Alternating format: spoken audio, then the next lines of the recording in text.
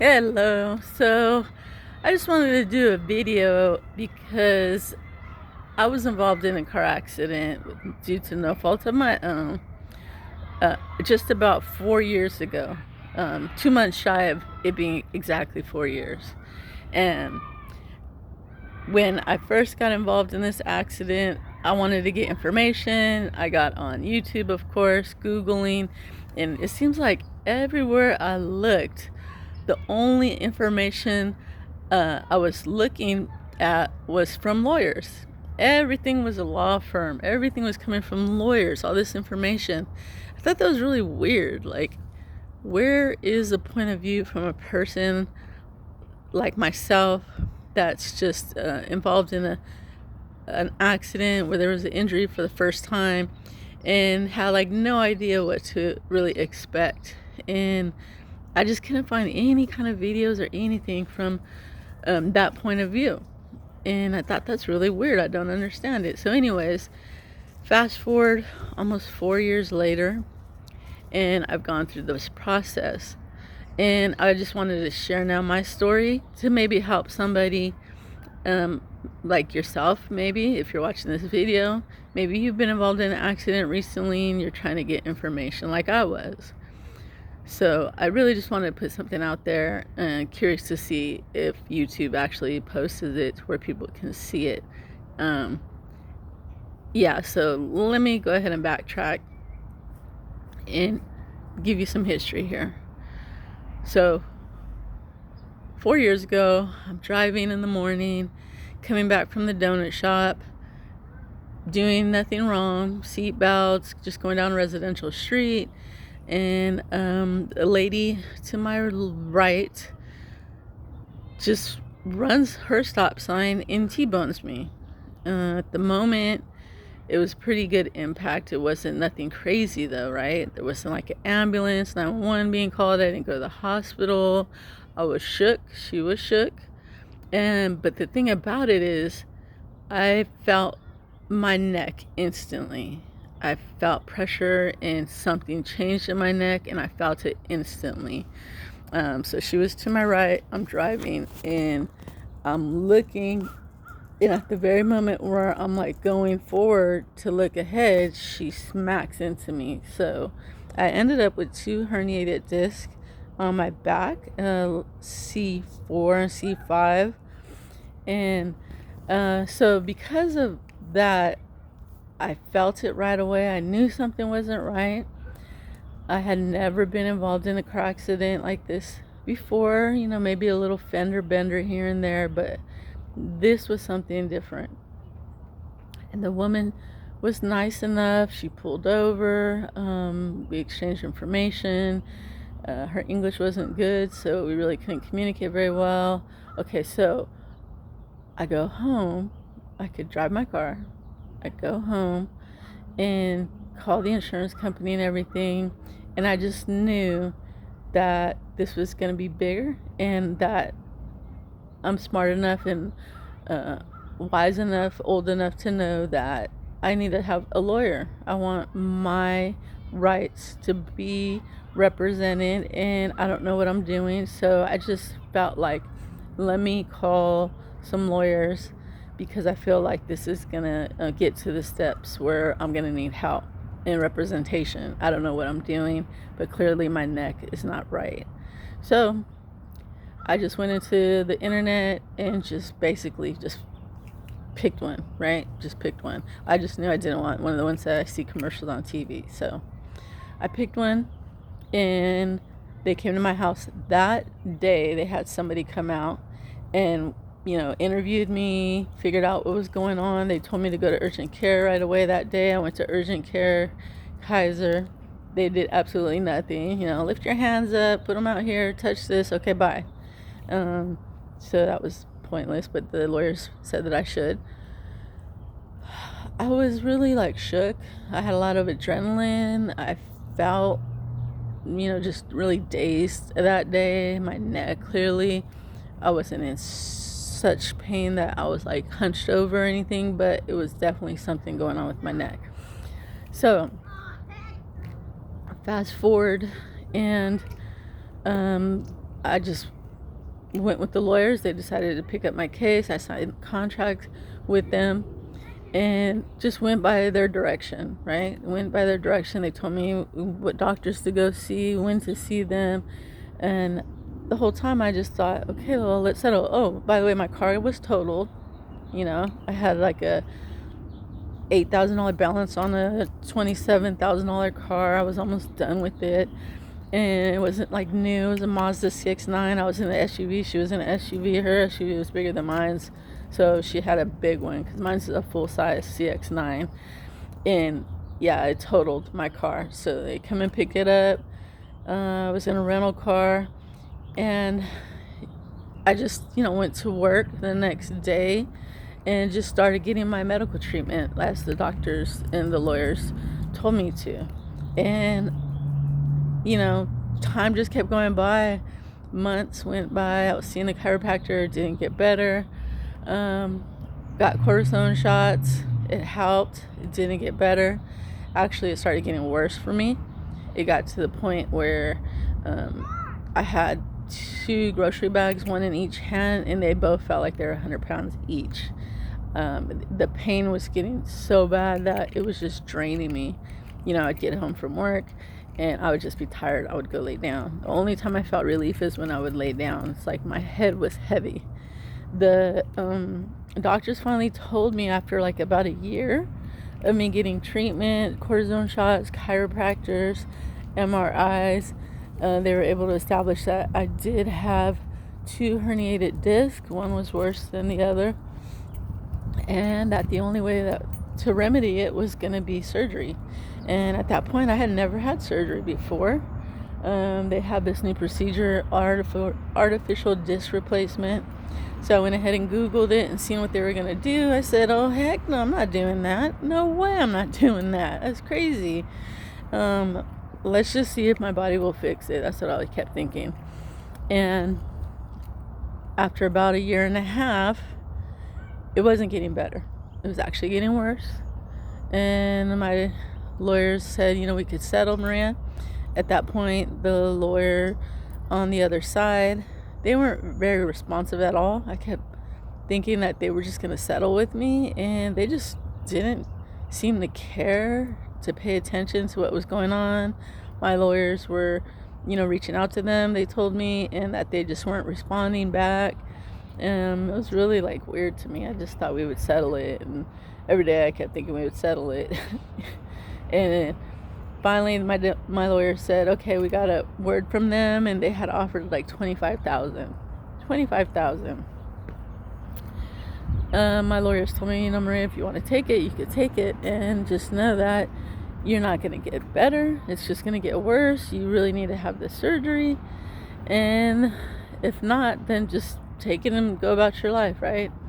So I had to do a gut check at that point and really decide for myself if I wanted to keep living like that in pain or if I was going to do something about it. And in the end, I decided that I was going to move forward with the surgery, So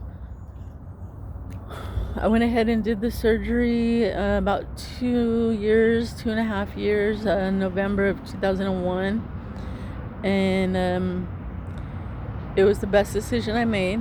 It was a 2-level artificial disc replacement. Okay, so they actually go in there and move your vertebrae, C4, C5. They scrape it, they pull it out, and they put an artificial one in there made out of titanium. And by the time I was ready to do the surgery, I was in a lot of pain. This thing was getting worse and worse. So just imagine, it was like 2 years after the accident, and it was just getting worse. So it was pretty crazy to think that I thought it was going to get better, and it was just getting worse. And after 2 years, so like if you're involved in an accident, don't be in a rush to make those decisions. Don't, because you don't know how it's going to play out. You don't know how your body's going to respond. These things take time. And after taking the MRIs and I think a CT scan, they were able to confirmed with me that that's exactly what it was. I had some herniated discs back there that were pushing on my nerves and causing a lot of strange things. I was getting pain in my ankles. It's funny enough, I got to a point where I was like, couldn't, all of a sudden I'd have to go pee like really intensely from out of nowhere. And it was really strange to me. I never had that problem before. I'd be walking my dog and all of a sudden it just would come on so strong. And after the surgery, it went away. So, the nerves down our back, it controls a lot of different things going on in our body. And clearly, my herniated discs were pushing on the nerves that were doing a lot of random, strange things to my body. And I got to see that after I got the surgery, that those things stopped happening like I just described. The pain in my ankle, the intense need to go pee from out of nowhere, all that stopped after I had the surgery. So having the surgery was the best decision I made, okay? And here I am, had the surgery. I'm asking my lawyers, like, come on, let's settle this. And they said, okay, well, at that point, the doctor's office or the lawyers had offered $225,000 after the surgery. And like, mind you, if you're involved in an accident at this point, you probably did enough research to know that out of whatever settlement you get, if you get a lawyer, the average rate that they are going to get is 40%. So they get 40% of your settlement off the top, okay? Off of the top, and then you have to pay off your liens, which are all the medical bills.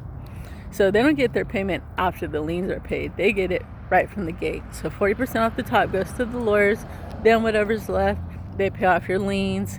Then after that, that's what you get. So you're gonna get, about 30-40%, I guess, somewhere in there, of whatever settlement amount you get. So you can imagine at $225, I've gone through all of this pain and suffering and surgery, and they're offering me like $225,000, which I would have gotten, maybe 60 of that. I don't know.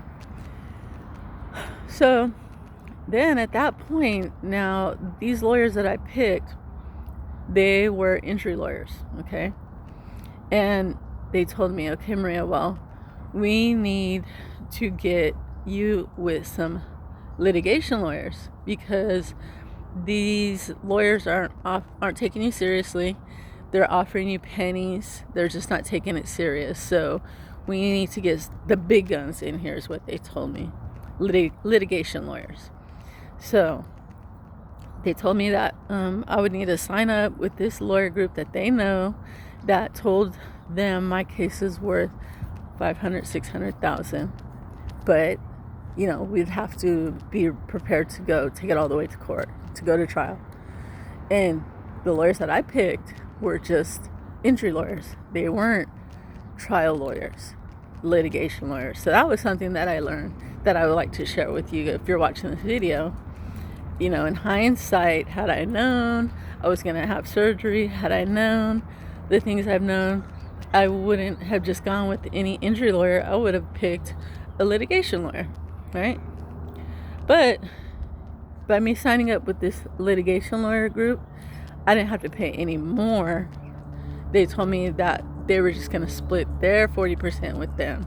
So I wasn't going to be taking on any additional cost. So that was fine by me.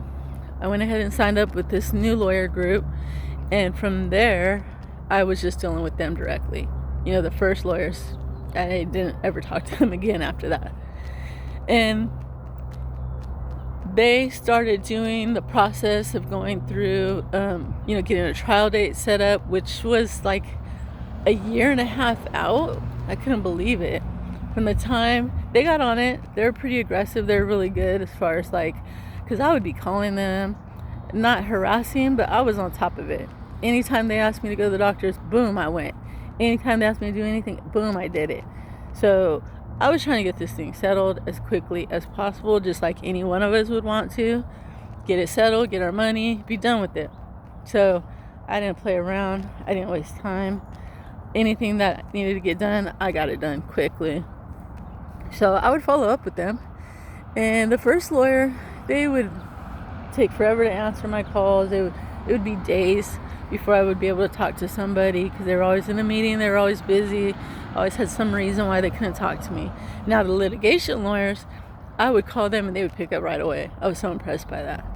And they were really good, aggressive, they got on it, they got me a trial date set right away, even though it was like a year and a half out, they got on it. So they started doing the depositions, all of these things, which if you're involved in an accident, you've already done your research, the steps that need to be taken if you're going to go to trial on a personal injury case. People need to be served, there's depositions, there's a lot of different things. So we got started on all of that. And from that time till now, it's been a year and a half. Just finally went to mediation. It didn't work out. Nothing came about it. The lawyers on the other side, they just weren't taking my case serious. They didn't care. They weren't responding. I ended up getting altogether 5 offers from the beginning to the end. 5 offers. And they were super, super low, right? Like I told you, they started off at like 25, then it went up to 27.5 thousand. Just these tiny little steps up. And, my number, really, I wanted 700,000 was my number. But in the end, we settled for 575. And I'm sharing this with you so you guys have an idea of the process. How long it took, how long it takes. It takes forever. It really does. So just know that there's nothing fast about it, at least in my case. I know every case is different.